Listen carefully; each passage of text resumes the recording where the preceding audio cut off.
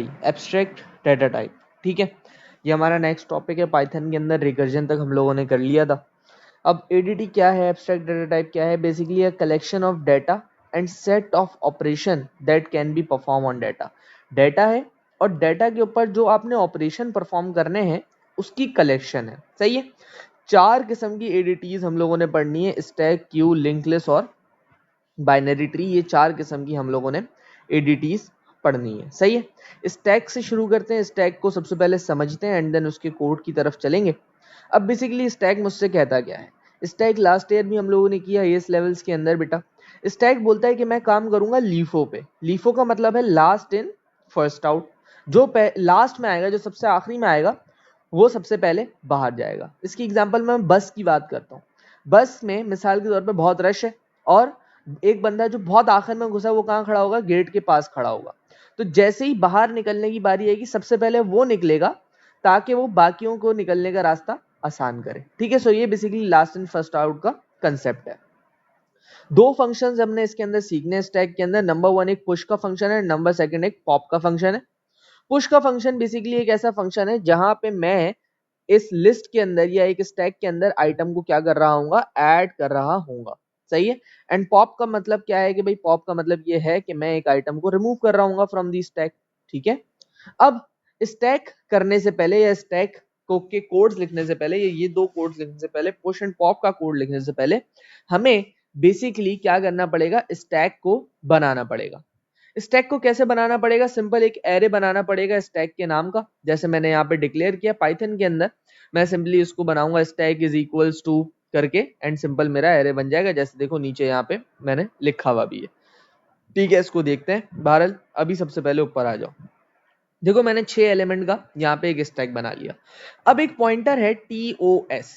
TOS अब इसकी base के ऊपर ना पूरा का पूरा प्रोग्राम घूमता है। इसकी बेस के ऊपर पूरा का पूरा प्रोग्राम क्या करता है? घूमता है। अब ये एक ऐसा पॉइंटर है that indicates where the next element will be inserted. ठीक है।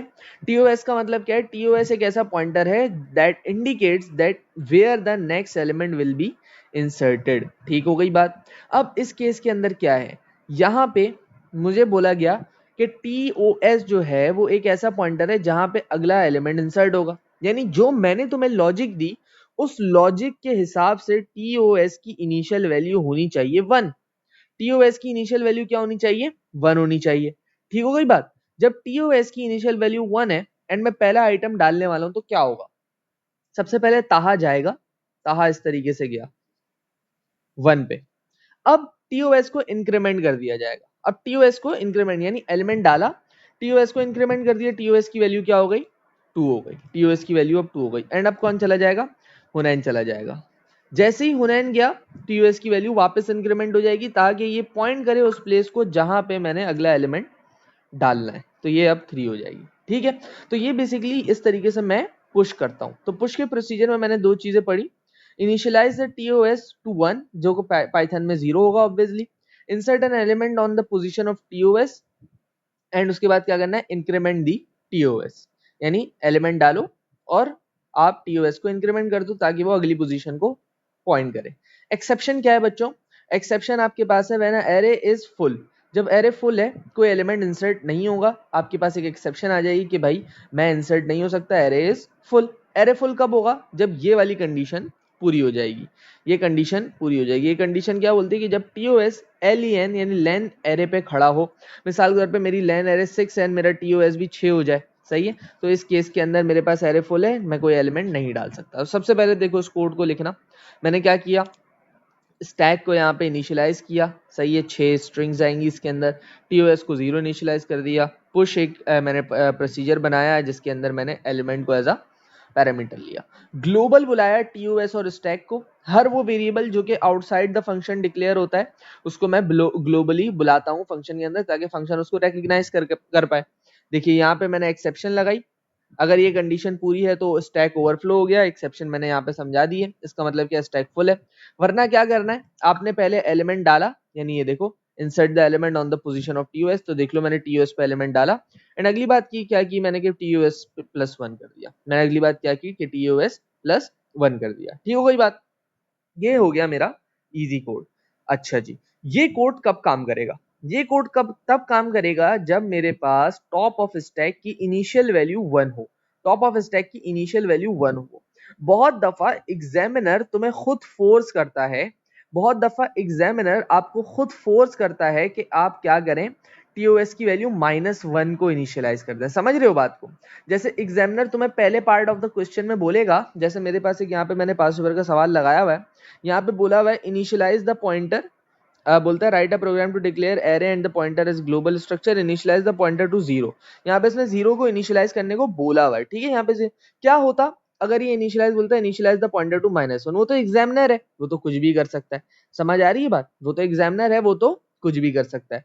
तो जब मिसाल के तौर पे टीओएस अब 0 नहीं होता, टीओएस इनिशियलाइज होता विद -1, टीओएस इनिशियलाइज होता विद -1, तो सारी की सारी चीजें होती तो सेम। फॉर एन एग्जांपल यहाँ पे टीओएस 0 होता, यहाँ पे टीओएस 0 होता, तो मुझे क्या करना पड़ता? मुझे ये करना पड़ता कि मुझे अब स्टेप्स को उलट कर देना पड़ता। सबसे पहले मैं इंक्रीमेंट करता टीओएस को, उसके बाद मैं क्या करता, वैल्यू डालता। इंक्रीमेंट पहले करता, वैल्यू बाद में डालता। अभी क्या हो रहा था, अभी ये हो रहा था कि इंक्रीमेंट बाद में कर रहा था, वैल्यू पहले डाल रहा था। क्यों? क्योंकि वैल्यू ऑलरेडी अलाइंड थी। सही है, तो इस केस में क्या करता, क्योंकि जीरो पे तो कुछ जा ही नहीं सकता, तो पहले मैं इसको 1 करता, उसके बाद मैं एलिमेंट डालता, फिर मैं इसको 2 करता, फिर मैं इसके बाद एलिमेंट डालता, फिर मैं इसको 3 करता, फिर 3 पे एलिमेंट डालता। बट अभी चूंकि ऐसा केस नहीं है, तो अभी हमारे पास क्या था, ये पहले से ही 1 था, तो पहले से 1 था तो एलिमेंट डाला, फिर इंक्रीमेंट किया। ठीक है, तो सिर्फ और सिर्फ डिफरेंस इतना आएगा कि भाई सारी की सारी कंडीशंस आपकी सेम होंगी। आप एल्स में जाएंगे, एल्स में जाने के बाद आप पहले इंक्रीमेंट करेंगे, यानी TOS is equals to TOS -1 +1 हो जाएगा। एंड अब आप स्टैक के अंदर स्टैक के अंदर क्या डाल देंगे, टीओएस की पोजीशन पे इस एलिमेंट को इंसर्ट कर देंगे। ठीक है, यहाँ पे ये किसका केस है, in case when TOS is equals to, case when TOS is initialized by -1/0। ठीक है, ये आपके पास कोड है। सो इस तरीके से हम लोग अपने आइटम को पुश करते हैं इनटू द स्टैक। ठीक हो गई बात?